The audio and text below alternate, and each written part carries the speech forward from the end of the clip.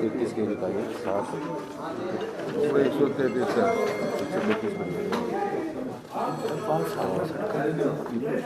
ये रोड जलकर निर्माण है।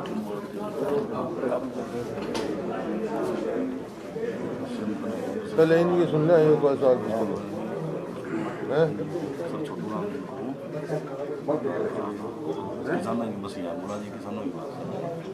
हैं? और एक और चीज़ तो देखना और छोटे छोटे काम की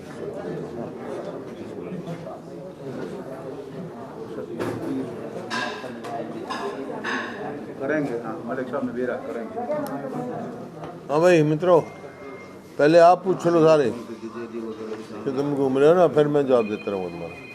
तो अब आप यही चर्चा कर लेते हैं कि पहले तो चुनाव प्रचार अब अंतिम दौर में है, कल आखिरी दिन है। हाँ, तमाम समीकरण आपने देख लिए, गाँव में दौरा कर लिया और वहाँ से भी मुख्यमंत्री और जेजेपी के उप मुख्यमंत्री तमाम जो नेता हैं वो कर रहे हैं। किस तरीके आप समीकरण लास्ट में अब इस प्रचार के अंतिम दौर में देख रहे हो आप? देखिए, जो हमने दौरा किया है, जिस गांव में गए हैं और जो जन समर्थन मिला है छत्तीस बिरादरी का, उसके हिसाब से मैं दावा कर सकता हूं कि कांग्रेस की उम्मीदवार की भारी जीत है। खासतौर से दुष्यंत चौटाला उतरे हैं। पिछली बार का जो चुनाव था 19 का 30-32 हजार वोट मिली थी, तो निश्चित तौर पर वो सरकार के विरुद्ध वाली वोट थी। कितने वोटों को अब कन्वर्ट वही तो, जब ये सरकार बनी, वोट किसी की, सपोर्ट किसी को, और इस बात का लोगों में बड़ा भारी गुस्सा है। उन्होंने भारतीय जनता पार्टी की सरकार के खिलाफ वोट दी थी और फिर समर्थन वहाँ चला गया। तो जो वो वोट ले गए थे, ये वो सारी जो है कांग्रेस में आएंगी। इनेलो ने जो प्रचार शुरू किया उसमें भीम आर्मी के जो है रावण कहा जाता है, जिनको उनको लेके एक रैली कर रहे हैं, तो इनेलो कुछ है मतलब दलित वोटों के लिए? भीम आर्मी के जो रावण है वो अभय चौटाला के साथ मंच पे है आज की जो रैली हो रही है। अभी सबको मालूम है, क्योंकि कोई भी उनके कार्यकाल में गरीब आदमी का कोई काम नहीं हुआ। गरीब आदमी का काम किया है तो 3,82,000 प्लॉट 100 गज के हमने दिए हैं, और ना इस सरकार ने, ना श्री ओम प्रकाश चौटाला की सरकार ने कोई एक प्लॉट दिया। और आपका जो 10 लाख 200 लीटर की टंकी और पानी की टूटी उनके घरों तक पहुँचाई है। गरीब आदमी की, दलित और बैकवर्ड क्लास के पहली जमात से हमने उसका वजीफ़ा शुरू किया बच्चों का, और मकान बनाने का काम किया। इन्होंने कोई कुछ काम नहीं किया। ये सिर्फ है, और जिनकी बात कह रहे हैं आप, कभी कहीं कभी कहीं कभी कहीं। जिस तरह फरीदाबाद में कुमारी शैलजा जी का विरोध हुआ था, उसको आप किस तरीके से देखते हैं? देखिए, वो तो निंदनीय है भाई। तो उसकी उस पर गए थे, एक जो घरौना कांड हुआ उसके, उसमें उस परिवार की संपत्ति में गए थे, तो कुछ शरारती तत्व थे, उन्होंने ऐसा किया जो कि बिल्कुल गलत है। और इसी वास्ते ऐसे उसको, क्योंकि कानून व्यवस्था नाम की चीज़ तो है ही नहीं प्रदेश में। अभय चौटाला कहते हैं ये देवलाल की धरती है। रंजीत चौटाला, अभय चौटाला, रंजीत चौटाला, चाहे दुष्यंत, सारे कहते हैं कि देवलाल का गढ़ होता था। सारे क्लेम करते हैं कि ये जो देवलाल का वोट बैंक था हमें मिलेगा। दुष्यंत कहता है जेजेपी को मिलेगा। अभय चौटाला कहते हैं कि इनेलो को वोट बैंक मिलेगा, तो देवलाल का वोट बैंक होता था पुराना। अब वैसे तो हमारे बुजुर्ग थे, 3 बार तो मेरे सामने वो लड़े, तीनों बारे हारे, और मलिक साहब के सामने भी लड़े, वहाँ भी हारे। जो रिजग्राम के सामने लड़े थे वहाँ भी हारे थे। इसी एरिया में तो थे। 5 चुनाव तो 2 बार तो यहीं से हारे, 3 रोहतक से, 2 सोनीपत से हारे, और उसके बाद कोई भी यहाँ चुनाव लड़ने की स्थिति में नहीं आया। मुख्यमंत्री ने एक बड़ा बयान दे दिया कि मुख्यमंत्री ने एक बड़ा बयान दे दिया कि एमएसपी अगर जाती है तो मैं राजनीति छोड़ दूंगा। आप लोगों ने काउंटर भी किया, वो क्या असर डालेगा बयान की? ऐसा है, क्या असर डालेगा? जो 3 कानून आए हैं, अगर उसमें एमएसपी शब्द है कहीं, तो वो क्यों छोड़ देंगे? हम छोड़ देंगे भाई, दिखा दे हमारे को एमएसपी। सवाल तो नए कानूनों का है ना, पुराने जो चल रहे हैं उनका नहीं है। 2 किस्म की मंडी बना दी इन्होंने। अभी तो ये कह रहे हैं कि एमएसपी और मंडी रहेगी, लेकिन आहिस्ता आहिस्ता वो ख़त्म हो जाएगी, क्योंकि अब दो मंडियाँ, दो किस्म की मंडी होगी, एक ये और एक बाहर जो मंडी है उसके ऊपर ना तो मंडी टैक्स है और छूट है, कोई कितने का खरीदे कितने का बेचे, और होर्डिंग की भी छूट है, कोई होर्डिंग नहीं है उसके ऊपर, लिमिट नहीं है। तो इसका नतीजा क्या होगा? इसका नतीजा ये होगा जब किसान की फसल आएगी मंडी तक तो आएगी नहीं, पहले ही जो है कॉरपोरेट्स जो खरीद लेंगे, सस्ता खरीद लेंगे और होर्डिंग कर लेंगे, और जब होर्डिंग के बाद जब डिमांड बढ़ेगी तो उसके हिसाब से कीमत बढ़ जाएगी, मुनाफा वो कमाएगा, पूंजीपति कमाएगा और बर्बाद किसान होगा। प्रत्यक्ष को प्रमाण की जरूरत नहीं। मैं कुरुक्षेत्र मंडी गया था, वहाँ 9 पैसे किलो आलू मिला था, 9 पैसे किलो। एक किसान आया, मिला मेरे को, उसकी आंखों में आंसू थे। उसने कहा, मैं क्या बात हुई? बोला जी 9 पैसे किलो आलू बिका मेरा, इसका मतलब 9 रुपये क्विंटल। और आज आलू का क्या भाव है? 6,000 रुपये क्विंटल। कहाँ 9 रुपये क्विंटल, कहाँ 6,000 रुपये क्विंटल? क्यों ऐसा? तो अगर ये नहीं, चौथा कानून नहीं आया तो यही नतीजा होगा किसान के साथ। टमाटर तो दादरी के पास आपने देखा, आपने टीवी पर दिखाया, 1 रुपया किलो बिके, कुछ बेचे। अब टमाटर का क्या भाव है? वो 6 महीने पहले की बात, जो किसान की फसल जब भी बात है ना। महाराष्ट्र में प्याज आया, आज प्याज का क्या भाव है? आज के अखबार में है कि जो प्याज जो है, आलू पिछले दशक में सबसे ज़्यादा महंगी एवरेज अब मिल रहे हैं।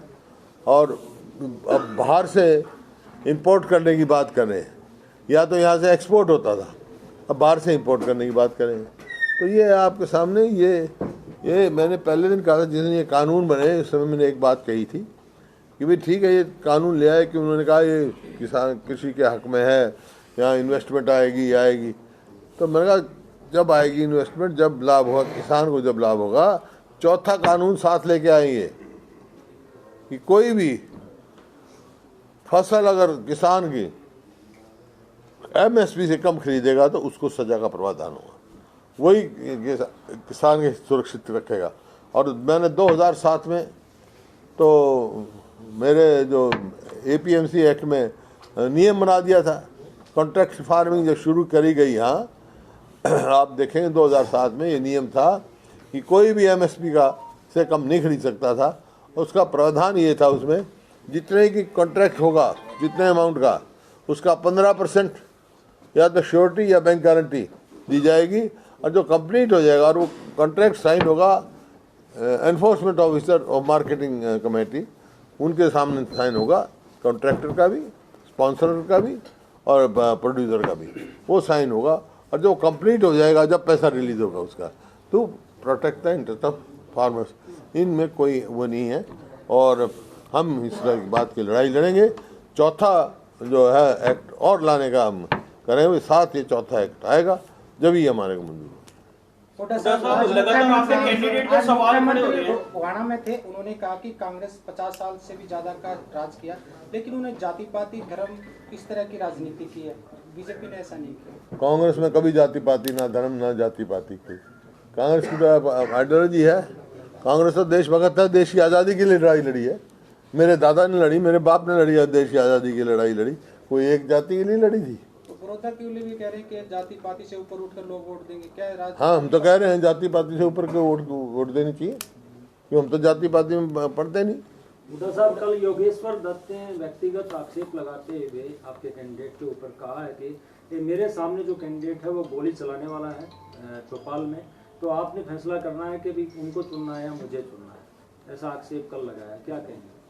आक्षेप का मेरे पास कोई जवाब नहीं, क्यों आक्षेप तो लगाए जाते हैं, उसमें क्या तथ्य है? अगर वो कोई उसमें था तो आज के दिन तो कोई ऐसा उसके ऊपर आक्षेप नहीं है। हमें तो खोदने लगे तो कुछ भी खोदेंगे, कोई ऐसा कोई उसने नहीं किया जिसमें उसकी कोई सज़ा हुई हो या कोई ऐसा हुआ, ऐसा कोई काम नहीं। बहुत शरीफ आदमी है, कार्यकर्ता है। उसका आक्षेप ये कि वो गरीब आदमी है, किसान का बेटा है, कांग्रेस का कार्यकर्ता है। ने कहा है कि बड़ौदा पाकिस्तान है। किसने कहा? Deputy CM Dushyant Chautala. Deputy CM Dushyant Chautala ने कहा। दुष्यंत चौटाला ने बोला, क्या बोला? बड़ौदा पाकिस्तान। वो पाकिस्तान समझते हैं, किस तरह? फिर क्यों आ रहे हैं यहाँ पे? तो बड़ौदा को पाकिस्तान समझ रहे हैं तो यहाँ क्यों चक्कर काट रहे हैं भाई? वो सर, उनका ये कहना है कि भाजपा की यदि सीट मिल जाती है तो बड़ौदा का विकास जो है वो गुड़गांव से भी 10 गुना ज्यादा कर दिया जाएगा 4 साल में। पहले उपचारा में तो कर ले वो।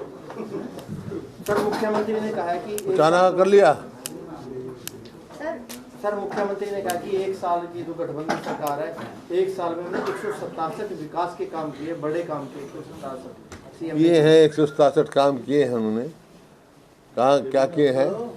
कहीं पे पानी का कनेक्शन लग गया है, कहीं ट्यूबवेल बन गया है, बड़े बड़े काम भी किए, बड़े बड़े काम किए हैं। तो दादूपुर नरवी नहर थी उसको उलट कर दिया, उसका कैंसिल कर दी। एक काम जो लॉजिस्टिक हब बन रहा था बावल में वो बंद कर दिया। बड़े बड़े काम किए। एक यहाँ पे रेलवे कोच फैक्ट्री थी वो यहाँ से जाती रही।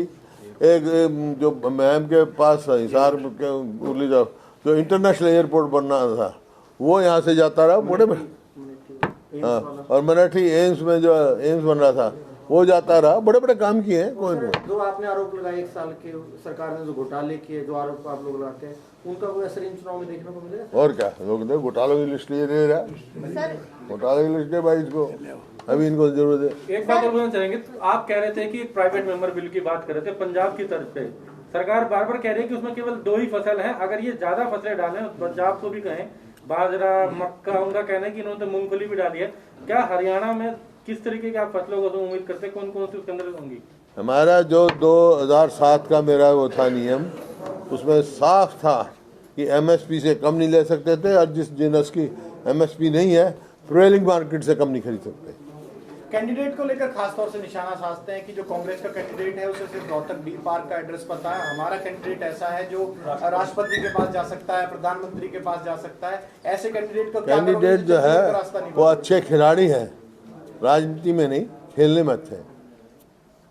उनका फ्यूचर वहाँ बहुत अच्छा सुरक्षित था।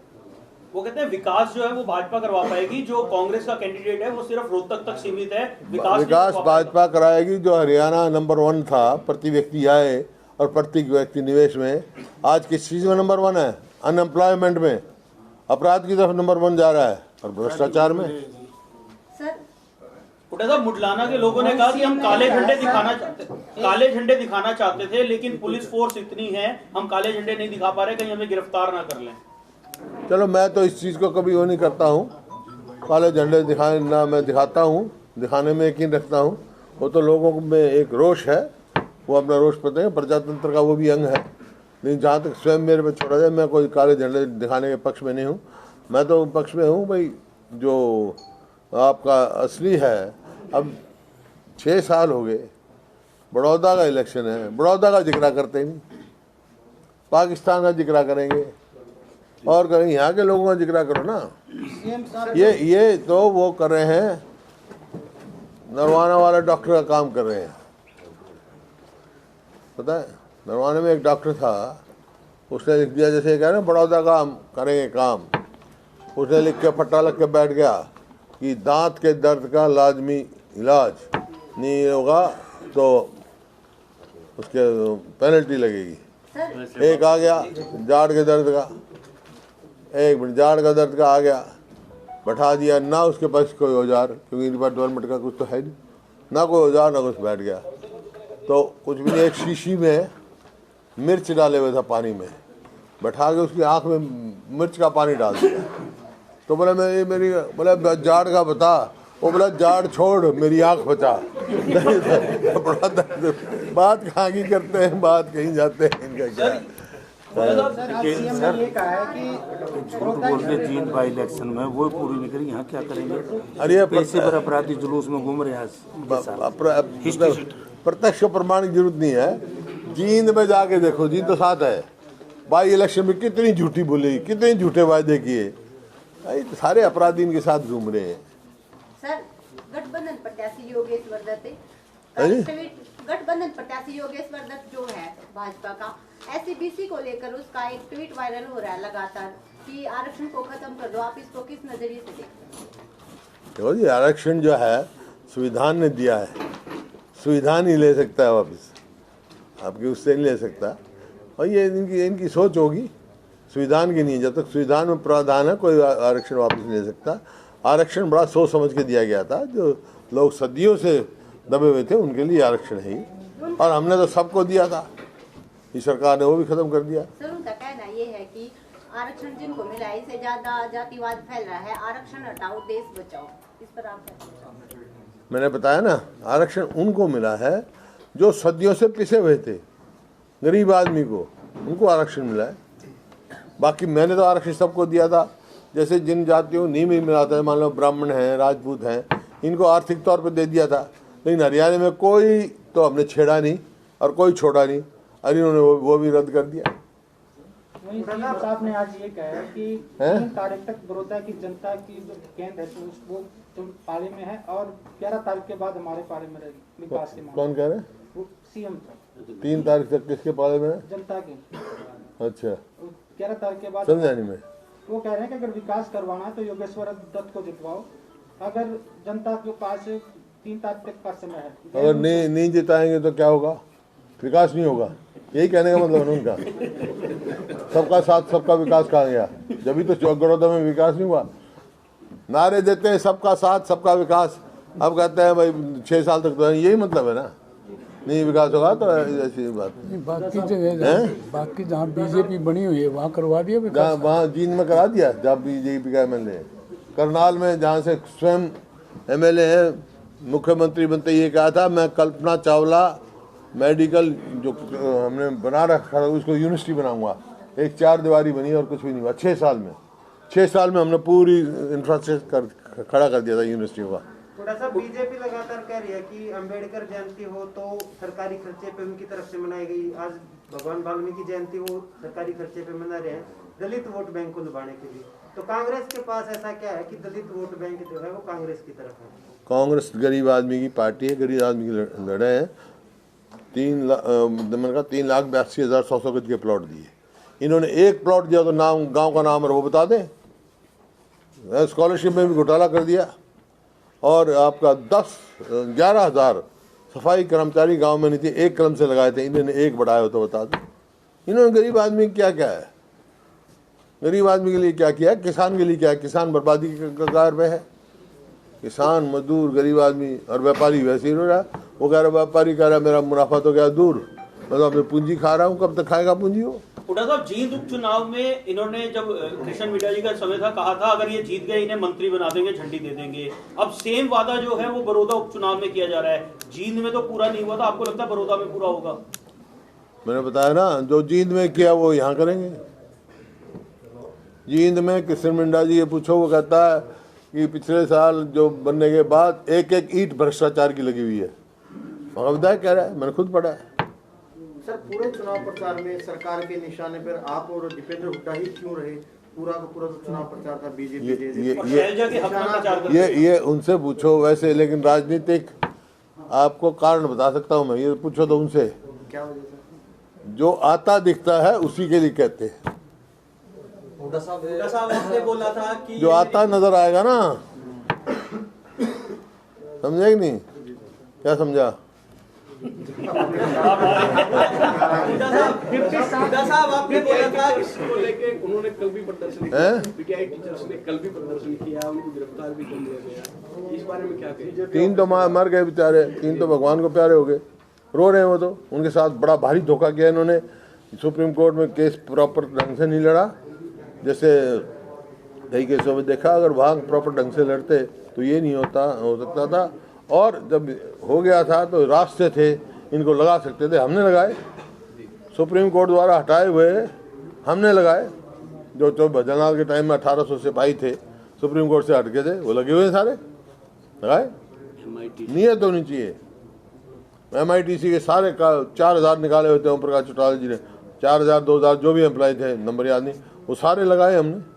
हुड्डा साहब आपने बोला था कि ये मेरी आखिरी लड़ाई होगी।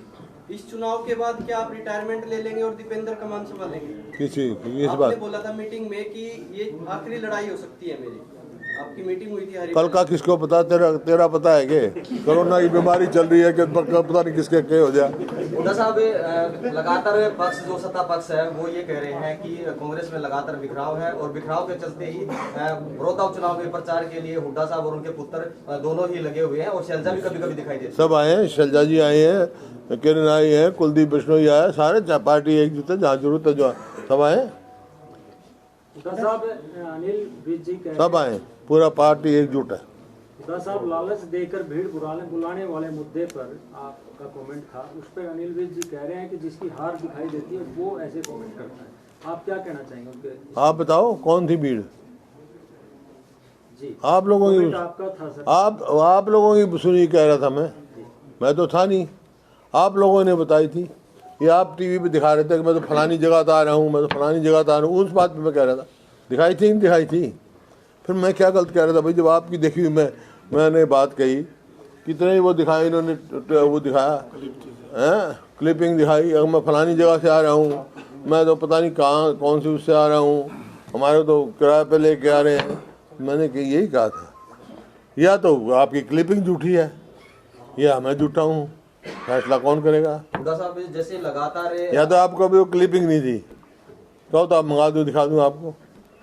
आप लोगों ही की थी। वोटों से अपनी जीत मानकर चल रहे हैं भूपेंद्र हुड्डा जी, मार्जिन वोटों का कितना जीता हुआ मान के चल रहे हैं सर?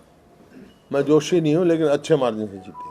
हुड्डा साहब, खेल मंत्री हैं संदीप सिंह, आपकी खेल नीति को आप अच्छा बता रहे हो हर बार, तो उनसे सवाल किया गया तो उन्होंने ये कहा था कि जिनकी खेल नीति के तहत दूसरे स्टेट के खिलाड़ियों को हमारे स्टेट का बना के खिलाया गया, वो कहाँ से अच्छी होगी, ऐसा आरोप आप पे लगाया। कौन सा ऐसा, कौन सा खिलाड़ी ऐसा?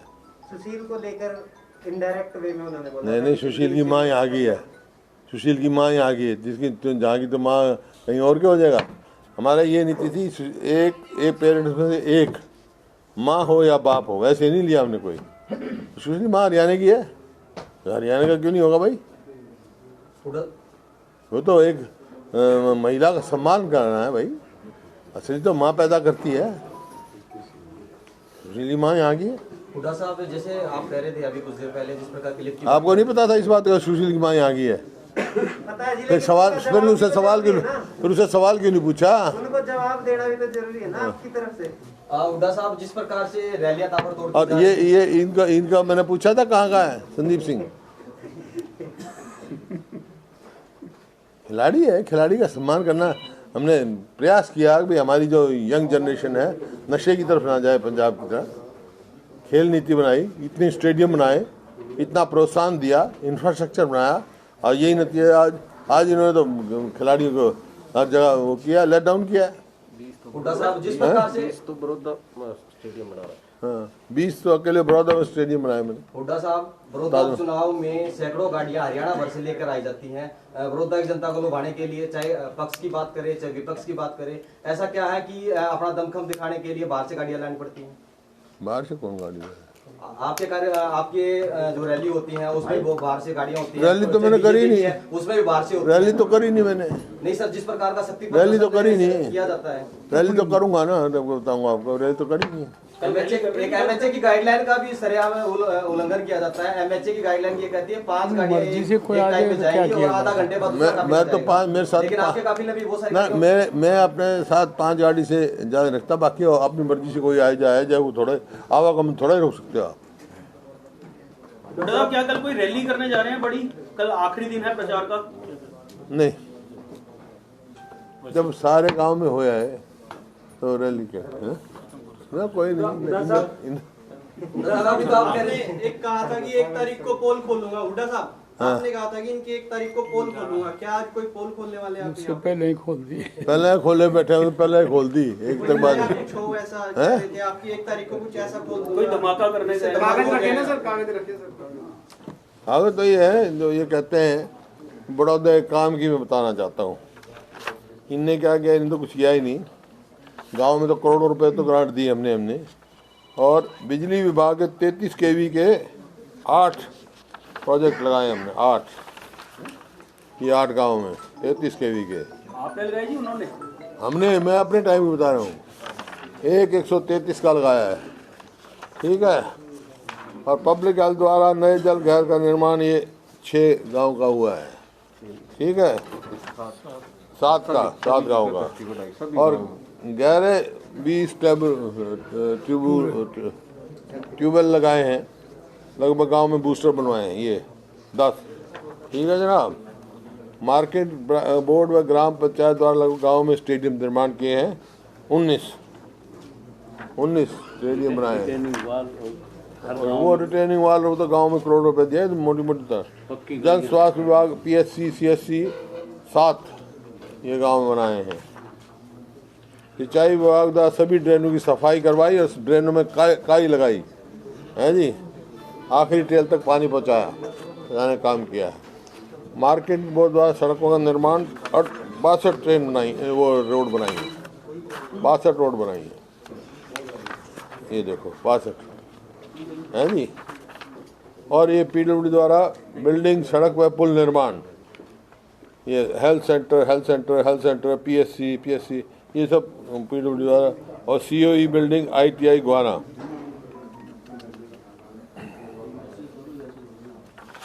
है जी।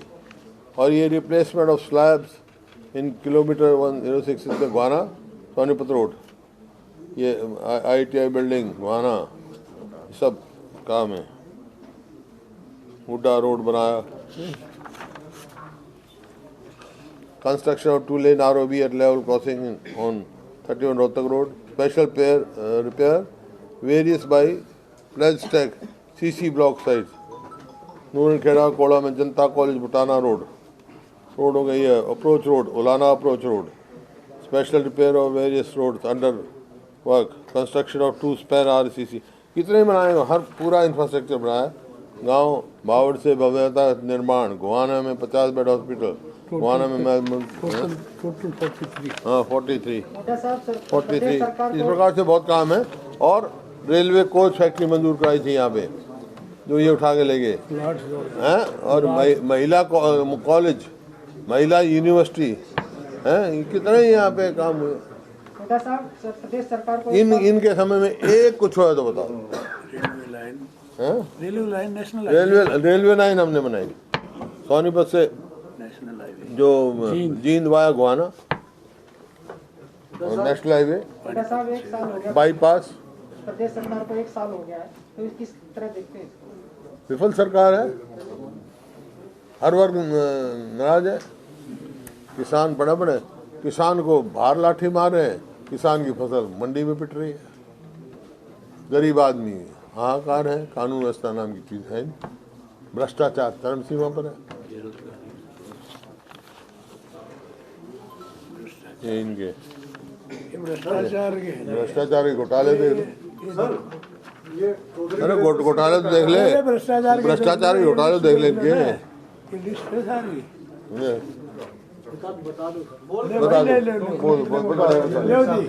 शराब घोटाला, रजिस्ट्री घोटाला, दवा घोटाला, शुगर मिल शीरा घोटाला, सरसों खरीद घोटाला, रोहतक में एलिवेटेड पार्किंग घोटाला, रोडवेज किलोमीटर स्कीम में घोटाला, ग्वाल पहाड़ी घोटाला, जमुना रेत खनन घोटाला, बिजली मीटर घोटाला, रोडवेज टिकट घोटाला, ओवरलोडिंग वाहन घोटाला, 112 करोड़ का ताज़ा मीटर घोटाला, जींद निगम में बिजली घोटाला 6 करोड़ का, पशुपालन विभाग सोनीपत में घोटाला, किसानों की 17 करोड़ की सब्सिडी का घोटाला, फसल बीमा योजना में घोटाला, उद्यान विभाग के नकली क्लस्टर घोटाला, करनाल का आटा घोटाला, प्रधानमंत्री आरोग्य योजना में अस्पतालों में ट्रस्ट अवैध वसूली, और भाई धान घोटाला, चावल घोटाला, और असली है 88 कुंवारी लड़कियों को गर्भवती दिखाकर उनके पैसे का घोटाला कर दिया इस सरकार ने।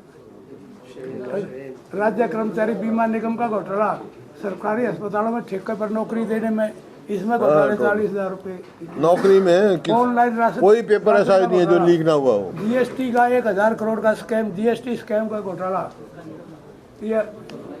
इसके बाद स्वर्ण जयंती घोटाला, कारपोरेशन, नगर परिषद, जिला परिषद, पंचायतों में घोटाले, गीता जयंती घोटाला, रजिस्टर है पूरा और ये कबीर जयंती घोटाला, अरावली घोटाला, नौकरी नई और नवीनीकरण बिजली योजना का 100 करोड़ का टेंडर घोटाला, हरियाणा मार्केटिंग बोर्ड में भ्रष्टाचार के 429 करोड़ रुपए का कर्जा, और इसमें हरियाणा विभिन्न भ्रष्टाचार की वजह से 7600 करोड़ का कूड़ा उठाने के में जो घोटाले हुए सारा ये सरकार के। और ये सारे इसमें बीजेपी के जो है मंत्री ने भ्रष्टाचार के आरोप लगाए। कृष्ण मिड्ढा ने लगाए, ओम प्रकाश यादव ने, कृष्ण मिड्ढा ने, नारनौल के और राम कुमार गौतम ने, टोहाना के देवेंद्र बबली ने, इन रणधीर सिंह कापड़ीवास ने पिछले उसमें कहा, और उमेश अग्रवाल ने ग्वालपाड़ी घोटाले का ये लगा, इनके खुद के मंत्री एमएलए जब घोटाले के आरोप लगाते हैं, ये तो वो हैं जिसको स्पष्ट भर्ती कहते हैं ना, ये और भी है इनके भर्ती घोटाले।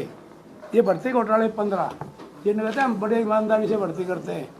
ये घोटाले पर चाहे वो HCS का वो भर्ती का मामला हो, इसमें हर पेपर लीक हुआ है।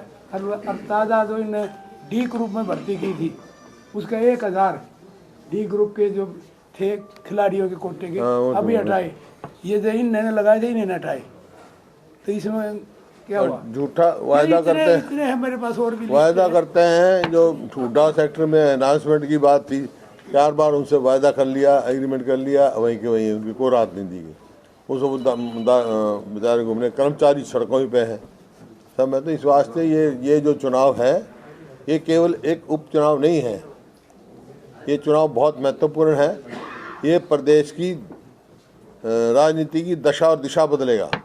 और ये जो है खाली बड़ौदा तक सीमित चुनाव नहीं रहेगा, ये चंडीगढ़ का चुनाव है। ये रास्ता चंडीगढ़ जाएगा यहाँ से। और भूपेंद्र सिंह हुड्डा जो कहता है वो करता है। 2004 में जब मैं पार्लियामेंट का लड़ रहा था तो उन्होंने कहा भाई आप पार्लियामेंट क्यों लड़ रहे हो? मैं सिटिंग एमएलए था। मैं भाई चंडीगढ़ जाने के लिए मैं वाया दिल्ली चंडीगढ़ जाऊंगा। आज मैं कह रहा हूँ हम जाएंगे चंडीगढ़ वाया बड़ौदा और चंडीगढ़ जाएंगे। सीएम ने ये कहा, हुड्डा साहब उन्होंने कहा कि स्टीयरिंग किसी और के हाथ में, चाबी किसी के और हाथ में है। स्टीयरिंग उनको पता होना चाहिए। भूपेंद्र सिंह हुड्डा जो स्टीयरिंग पे बैठता है वो छोड़ता नहीं है। सर कृषि बिलों को लेकर किसानों में नाराजगी है, लेकिन रोजाना इनकी तरह नहीं है, इनके तरह नहीं है। वोट किसी की, सपोर्ट किसी को। सर चौधरी वीरेंद्र सिंह का कहना है कि अब भूपेंद्र हुड्डा और मैं हमारा टाइम हो गया, हम इकट्ठे बैठ के चाय पिया करेंगे, अब हमारा टाइम जा। वो तो पहले भी पीता था, वो तो 2004 से ही कह रहा है, 2005 में भी कहा था भूपेंद्र सिंह हुड्डा नहीं बन सकता, 9 में भी कह रहा था। वो तो उसकी तो आदत है। सर कृषि बिलों को उनका दाव लगा नहीं है तो उनकी आदत तो कभी से कह रहे हैं।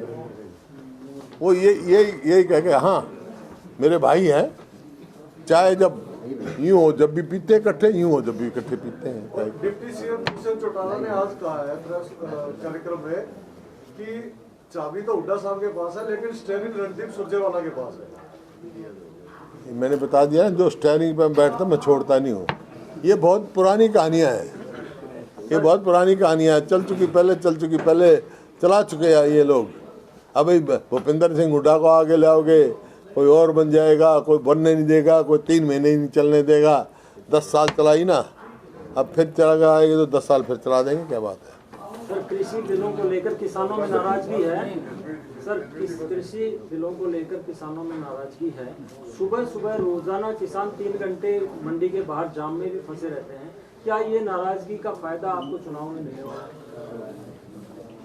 फायदा नुकसान की सवाल नहीं है। ये जो कृषि कानून है ये जब तक चौथा कानून नहीं आएगा तो ये किसान का हित के कानून नहीं है। किसान का अहित होगा, जहाँ किसान का हित होगा वहाँ किसानों के हित की हम लड़ाई लड़ेंगे। सर एक आखिरी सवाल, भूपेंद्र सिंह हुड्डा जो है वो बड़ौदा उपचुनाव वाली सीट को लेकर इतने गंभीर है, वो क्या सोनीपत और रोहतक वाली सीट हारने की वजह से? क्या जीत रहा हूँ मैं तो? उसके बाद तो जीत लिए भाई सारी, उसके बाद तो जीत लिए, तो असेंबली जीती हुई है हमारी। वो उसका बदला तो नहीं लिया जा रहा है कि सोनीपत और रोहतक वाली 2 सीट हरवाई थी?